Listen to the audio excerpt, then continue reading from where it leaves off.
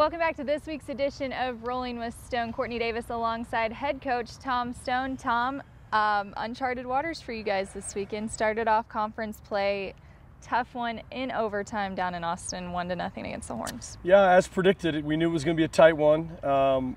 Still layering in some new faces that are getting a lot more minutes, and I thought they all performed, really well. Watching the game since then, we dealt with all the things that we think Texas is really good at, their long service, their corner kicks, their set pieces, and they dealt with a lot of what we do well. So it really was a tight one. And, missed a few chances, I thought, in the first half that really would have changed the dynamic of the game. And then on the other end, Lauren had to save us 2 or 3 times. So it was pretty even throughout, and unfortunately in overtime, one letdown and the ball goes to the back of the net, the game's over. We've been on the winning end of that 3 times, and now we found ourselves on the other end of it. And I can assure you, we didn't like it. I was going to ask, how has your team responded to that adversity? They bounced back for a big win, 3-2 over Riverside on Sunday. They were really disappointed, obviously. We haven't lost down there since 07, and all the games, like I said, have been tight, but we've been able to come out ahead for the most part. And then we had to turn it around, get home, and get ready for a really good, California team who was obviously geared up for us and ready to go. We had a great crowd. The energy was awesome. And then Riverside stuck 2 of the most dramatic goals that have ever been scored on us. I don't think we've given up 2 goals since a year ago, and they were both virtually unsavable. So we kept thinking we had them down, we kept thinking we had them put away, and they just kept coming back. They scored first, and then they equalized, and we just had to keep going. And what I was most proud of was, given how much energy emotionally and physically that we'd given on Friday, to be able to travel for a home game is never easy. And then to have that much in the tank on a Sunday night was great. And our fans deserve a lot of credit.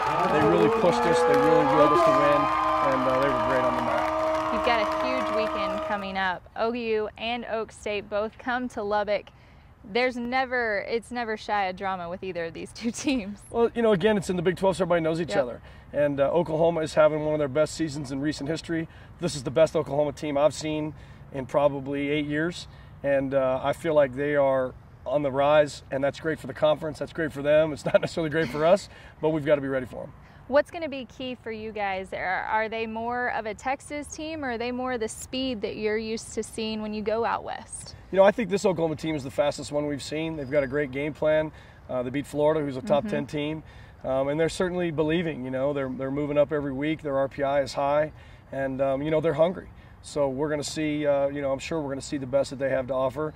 And then we'd love to have Sunday off, but unfortunately at that point, Oklahoma State comes to town, and they are always a tough out. Been a very difficult team for us through the years. One of the best coached teams in the country, and they started 0-6 because they were devastated by injuries. Now they've won 4 in a row. They're on a roll. They got all their players back, or most of their players back in the lineup, and they're also hungry. So it's kind of an Oklahoma State championship round robin this weekend. They've already played once. They've got 1 more to play each other, and then we get both of them. So it should be a good one on Friday and Sunday. Well, on Friday, we've always talked about the atmosphere here at the John Walker, but United is donating $1. Every ticket, everybody that comes in, United will donate $1 towards Susan G. Komen. How neat is that for you guys? And I can guarantee you this place will be rocking, I'm sure. Well, we have a great relationship with United. Not only do they very involved with Texas Tech Athletics and the university, but I've done some things with them too in the past year, and they've just been great supporters of us. And knowing that on a Friday night we can go 2,000 plus, that's a big commitment from those guys. So we're certainly hoping it's our Big 12 opener. Traditionally, that's a big night for us crowd-wise, and we're hoping for that. And we'd love to take some dollars out of the United pot and spread it around.